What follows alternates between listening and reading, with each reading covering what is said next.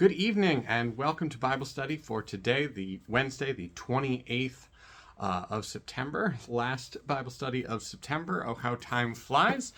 The foliage is starting to turn. Fall is, well, by the calendar is here, and actually by the weather it seems to be pretty much here as well.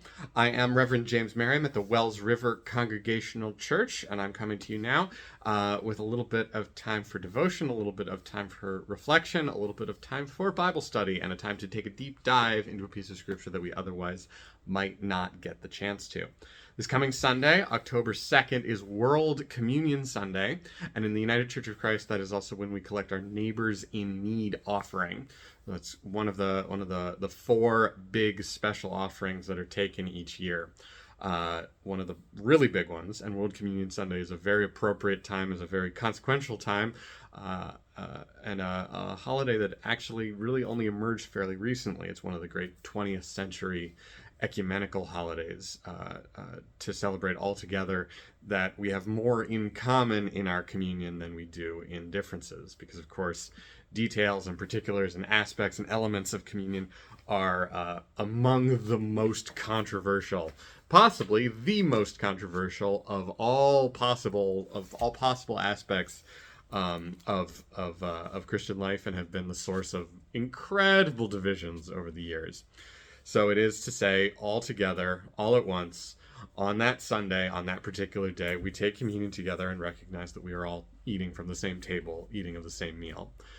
Even in pretty closely related Protestant denominations, the sort of informal tradition that has emerged for practicality's sake of taking communion on the first Sunday of each month, in contrast to those who take communion every Sunday, and then in contrast actually with the sort of, it developed into a long-ranging Catholic tradition that was around at the time of the Reformation and sort of maintained at the time of the Reformation, was to take communion 4 times a year.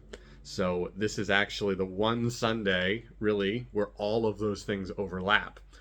Because this was frequently one of the days when communion was taken, because it falls proportionally sort of in between Pentecost and Christmas, which were 2 of the other days. So it's to add one more communion during this long stretch of what we call ordinary time, which is just sort of days in the church calendar that aren't anything else in particular.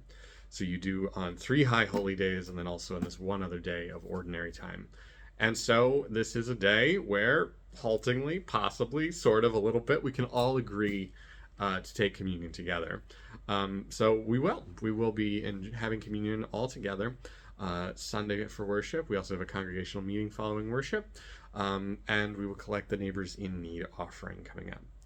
So all of that is to say that I now have the opportunity to dive into what would otherwise be the neglected, but maybe most fun, most exciting, not most fun, but the juiciest, as I always seem to use that word, because it's really true, of the scripture readings presented this week.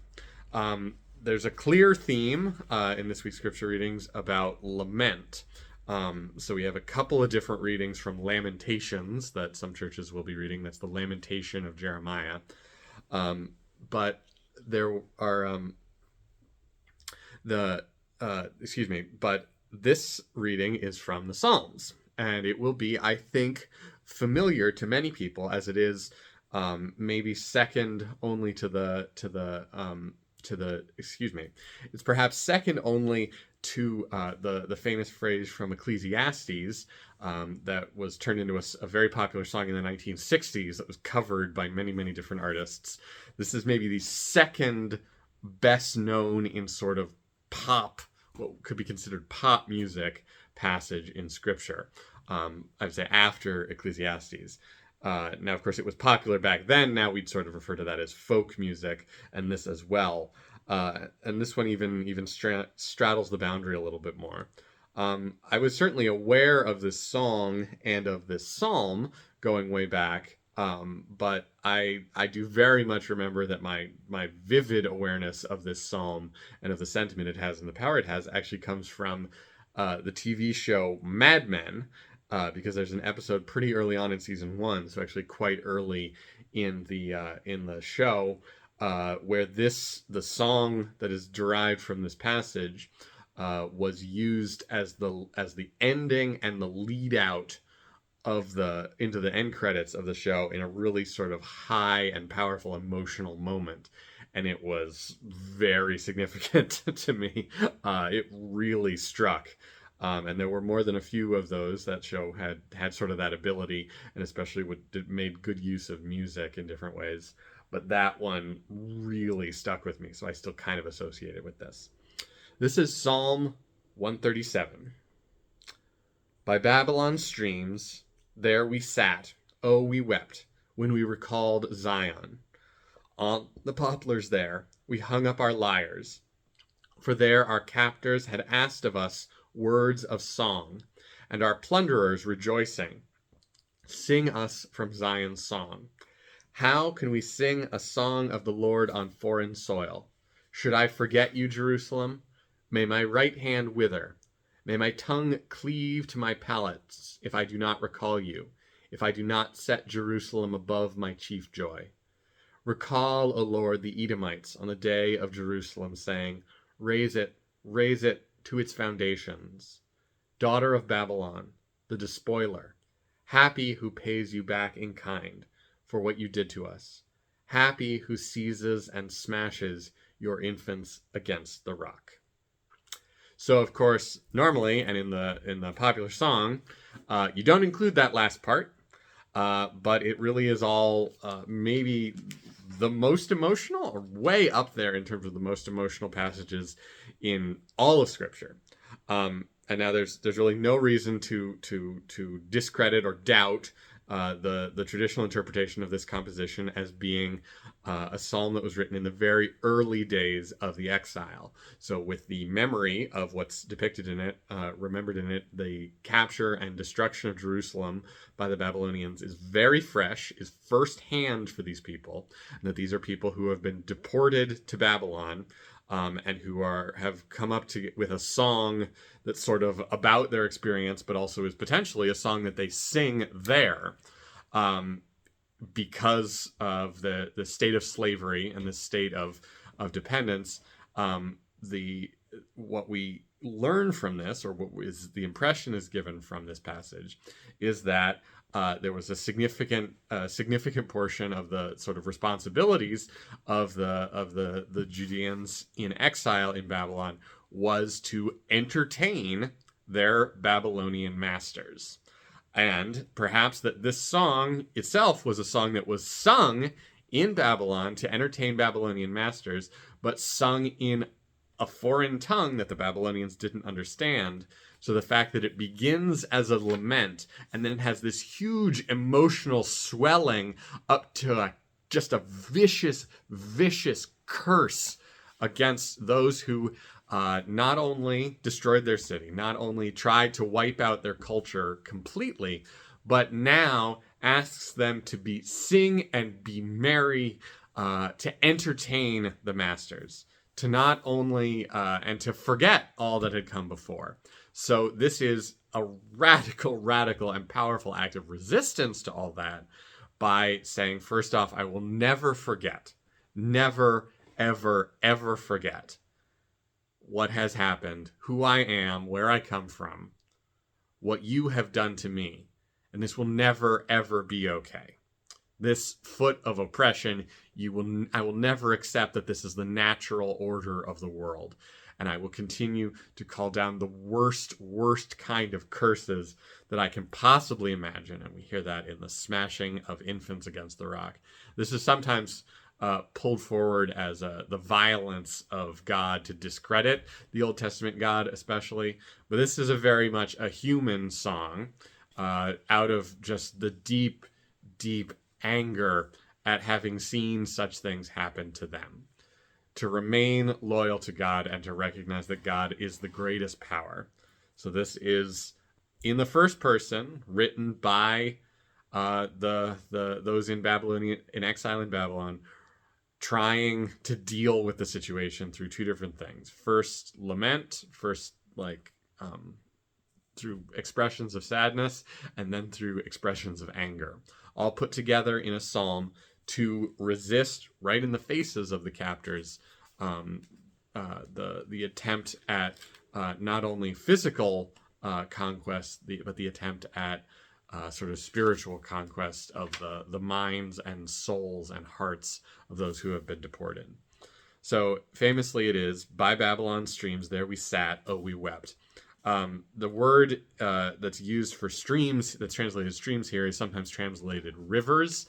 And that makes actually a sort of an Alter uses this word instead as a sort of more out of archaeological context, because it's almost certain that where the Judeans would not have been by the sides of the two great rivers in Babylon, the Tigris and the Euphrates, but that there was a huge network of canals that connected the rivers and made this all into sort of, for irrigation and other things, that made this all into like a network of waterways in this whole area around Babylon.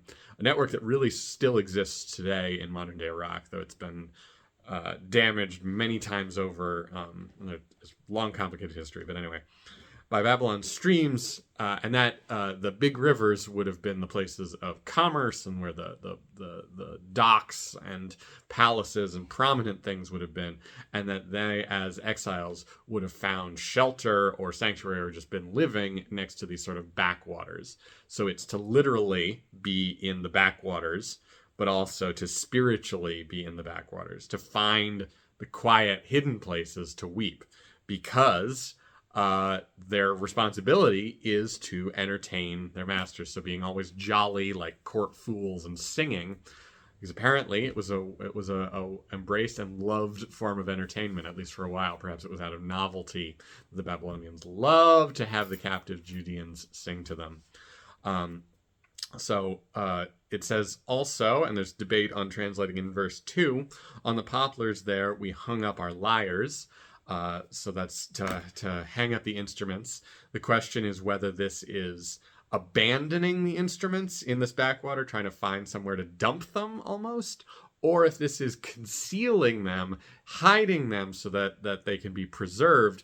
In effect, sort of a metaphor for hiding and preserving the culture through song and music, as in many cases of slavery, culture is preserved through song and music in one way or another. It's also interesting that this is translated, this time it's translated as poplars. It's often translated as willows, which I think is just a lack of understanding of taking that the word means tree and thinking that a willow tree is a tree that grows by water.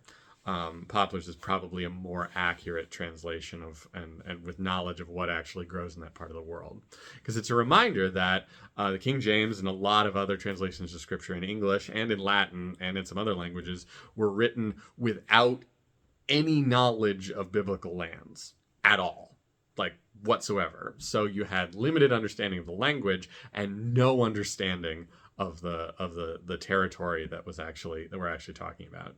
Now we have almost 200 years of really intensive archaeology and study of these lands in different contexts by some who did a better job and some who did a not so good job.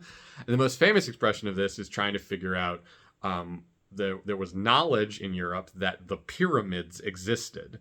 But the assertion that we still have to the present day, that's just ridiculous, that the pyramids were built to store grain during the famine that's depicted in the Bible, is from this idea of this knowledge that had been filtered down from 500 years before. There was this vague knowledge that there were these giant stone things in the middle of the desert, that they were triangle shaped, they were huge, and that no one quite understood what they were for. They were ancient, they were in the desert, they were in Egypt, so there's no possible other explanation, but not understanding that they're solid except for a few chambers within them, and that they're completely ridiculous as storage devices to build something like that.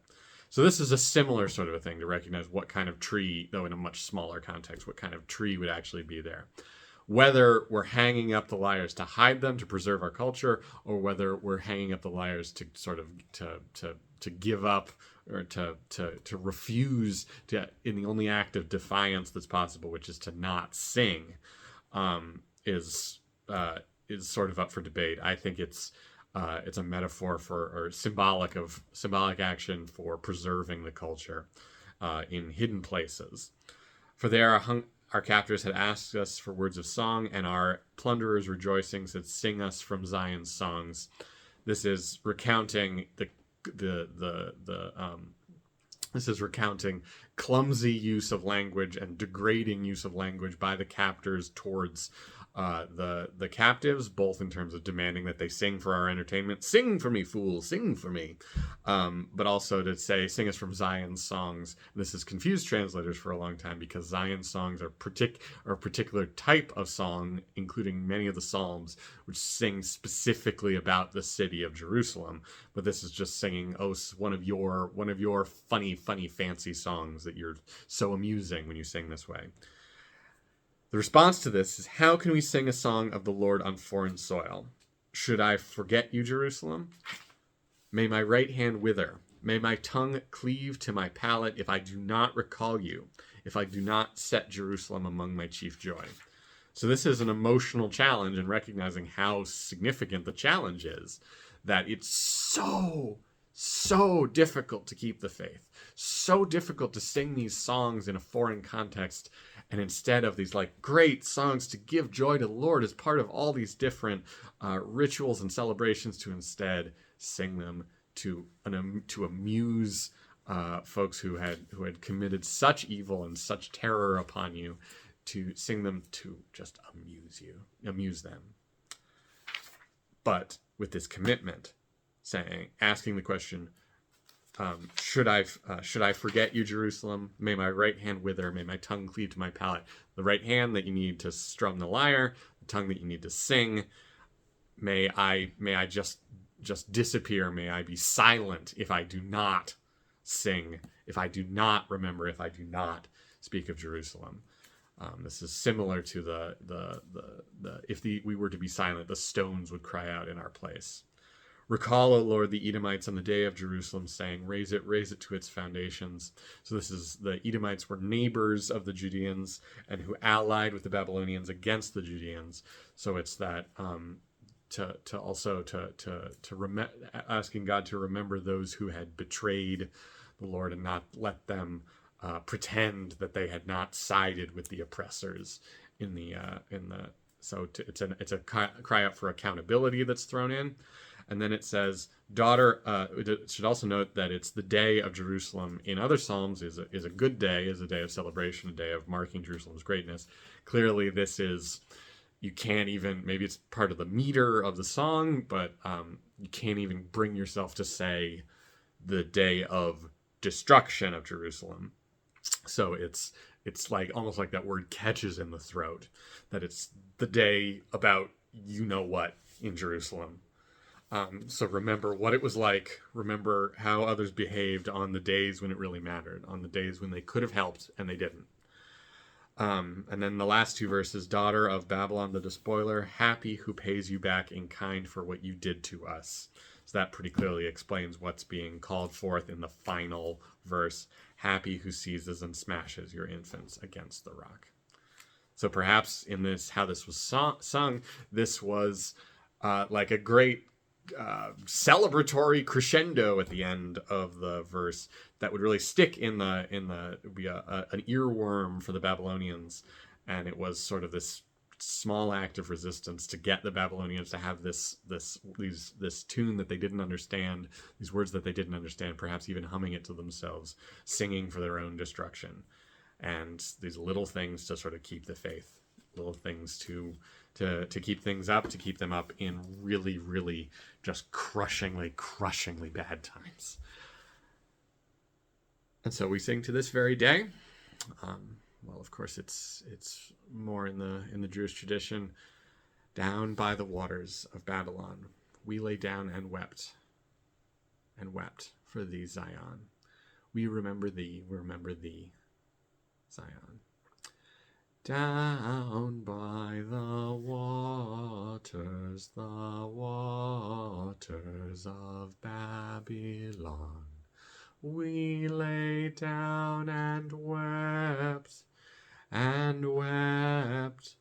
for thee, Zion. We remember thee, remember thee, remember thee, Zion. It makes a wonderful round, so in 3 distinct pieces. It makes an incredible round. So know the story, know the understanding, know the depth. Oh, the depth of the lament behind that song. It would be 90 years in exile, just long enough that the last living person, somebody taken as a baby, could have just barely come back as an old person.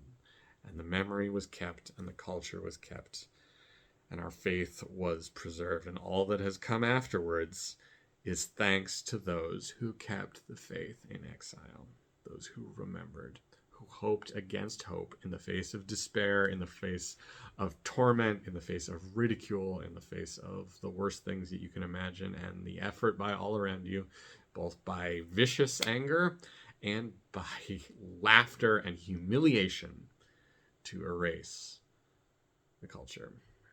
It's happened many times, and only very few have survived. But none of the rest of this could have been without it. It's the most influential, certainly, event in our faith before Jesus. It's really nearly as influential as Jesus. You can really make an argument about that question. But down by the waters of Babylon, we lay down and wept for thee, Zion. We remember. And that is holy, holy, holy too. So, dear friends, whoever you are and wherever you are in life's journey, know that you are welcome, that you are loved, that you are a beloved child of God. And go forth from this place and do good work. See you again soon. God bless.